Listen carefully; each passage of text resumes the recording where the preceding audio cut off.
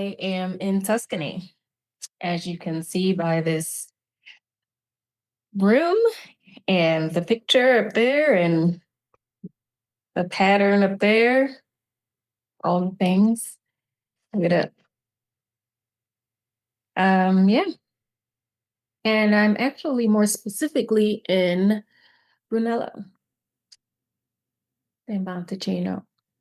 And this is extremely ironic, kind of full circle, because I almost lost my first job because of Brunello. Montalcino. I was interviewing and I could not for the life of me. One, the person who was interviewing me was French and had a very, very thick accent. Two, I was really nervous. And three, I didn't believe I deserved to be there. And that is what we're going to talk about today. But yeah, the more on that later. But the man's asking me what some other ways that you can words for things we call Sangiovese, which is the grape here. But more specifically in this region, it's called Brunello. And with the three of those things mixed, and my ADHD, by the way, which I was undiagnosed at the time, my mind went completely blank under the pressure. I was freaking out, and then I had to like take a breath, and I didn't get the answer. And obviously it turned out okay because I got the job, but he could tell that I knew my stuff really well. And then I was just a little nervous. But let's talk about the more important thing here. Part of the reason why I was so nervous is because I genuinely did not believe I belonged in that interview. I thought it was a fluke. Now, let's take it back. 2011, I finished my wine courses. And by then, I had an advanced degree from Wine School, Philadelphia. I moved immediately because I had no ties. I had nothing tying me down in Philadelphia. So I moved immediately to Miami. I woke up one day and I said, hey, listen, self, we've done all we can do in Philadelphia. Where do you want to launch this new version of yourself? Where do you want to launch this career? So I flipped the coin. I was tired of being cold. So I said, it's either going to be Miami or it's going to be California. Flipped the coin. Miami won. I moved about 2 weeks later. Also, in that time, I had met a man who um, was nurturing a part of me that I didn't think that I deserved. So all of these things matter, right? Um, he's an older man, and he was the one who helped me realize like my potential and all the things of deserving things without first just existing and not trying.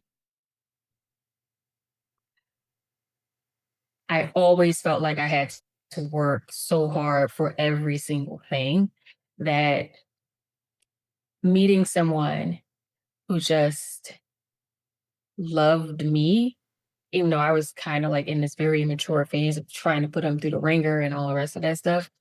Um, and he helped me a lot, not even just like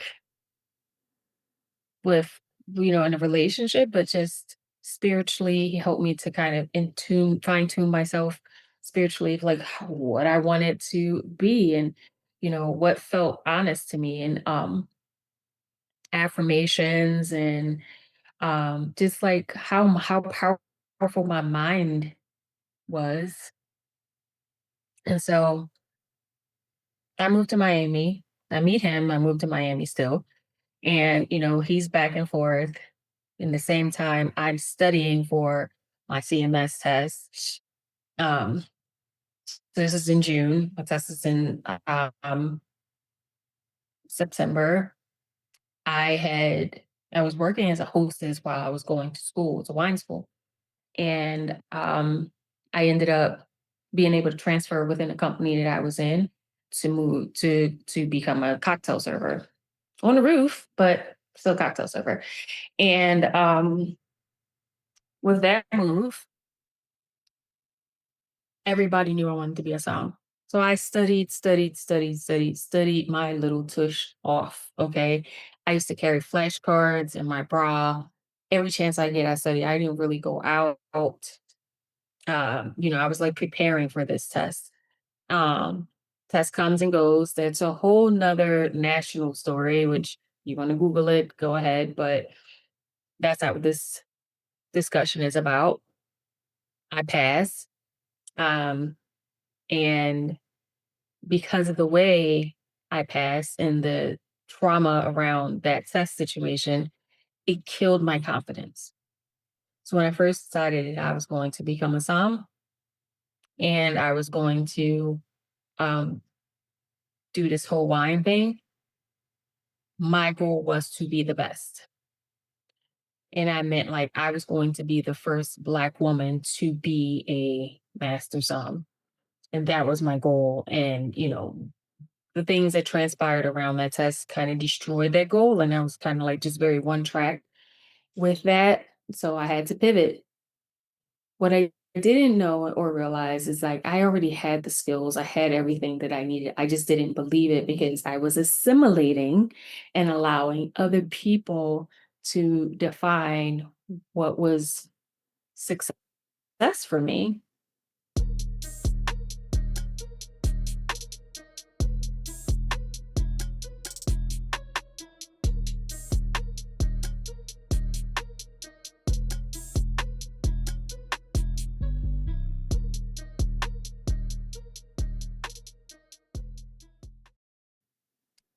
And so, coupled with this new mindset, these affirmations, this speaking things into existence, um, and kind of letting it be known that I was going to be a Som. I got the opportunity to interview to open up the St. Regis, and I did. Um, but during that interview, I could have definitely not gotten that job. But I was good. I've always been good at my job, and I'm not ashamed to say that. Like I've always been good at my job. So, and I think that he could tell that I was good. I think the question came, it was kind of just like, why are you so nervous? And it was because of the way the things that happened in that test that kind of just shook my confidence. The way that I felt because I didn't see other people. And so while I was trying to blaze a trail for other people, there was still nothing guiding me. So there was no one that I could call and talk to about how I was feeling about the things that transpired, the trauma that I was experiencing. So I just tucked it away, but tucking it away, man, if I didn't have mentors, I didn't have these people, um, kind of helping me or guiding me. And I definitely didn't have other Black people to talk to. So, when it came down to this interview, I got the call, from one of the guests at the hotel that I was working at was like, listen, I know you want to do this.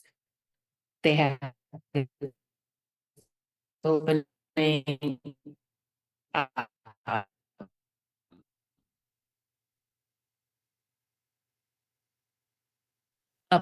Apply for the job. I applied. I had no car, buses to get there, and I got there, and did my interview. Took me an hour or so to get back home because I felt like I did the best that I could, but I never forgot that moment. That that moment of Brunello that I just could not get out. I knew what it was. I knew the words. I just could not say it. And I felt like there was a part of me that was trying to sabotage getting this job or fulfilling this dream because I didn't feel like I deserved it. Because in my mind, I knew that I wasn't going to continue with this certification program. So I felt like I had failed already. I felt myself, I had failed my community in so many ways. And they didn't know, no one in the community even knew what was going on. No one knew about what happened, the trauma of this exam. Um, and I had already felt like I failed. So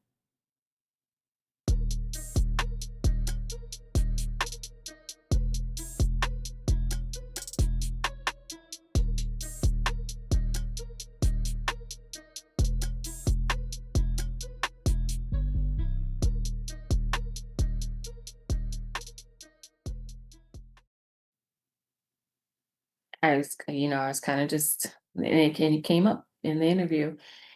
And what I learned from that was I can't allow other people to define what success looks or feels like for me. Um, and no one should be able to grip my confidence like that and take it away. Not a group, not a person, not a message, not a job, not anything. And, I held on to that trauma for a very long time, like doubting myself and not being able to find a way to express myself and um, to kind of get past it. I just buried it for years and years and years and years and years and years and years. And then you speak about it. Um, and there were things that compounded within there, but I think, if nothing else on this episode, what I want you to walk away from is you have to trust yourself, you have to trust your journey, and you have to not allow other people and their systems of success to define what works for you. Because I could have completely fucked that up just because I was in my own head doubting myself so much. And here we are, 2025, and and I am sitting Tuscany on a first class trip that I'm getting paid to do. And I just remembered that I hadn't thought about that in so long, but I just remembered that, like, and even if you fuck up, persevere because what is for you will find its way to you no matter how wiggly the path is. And so I just wanted to leave you with that and maybe a little tour of Brunello. I just wanted to leave you with that and maybe open up a little hope, show you some beautiful views from Tuscany, and sending you so much love. Remember, assimilation is never required.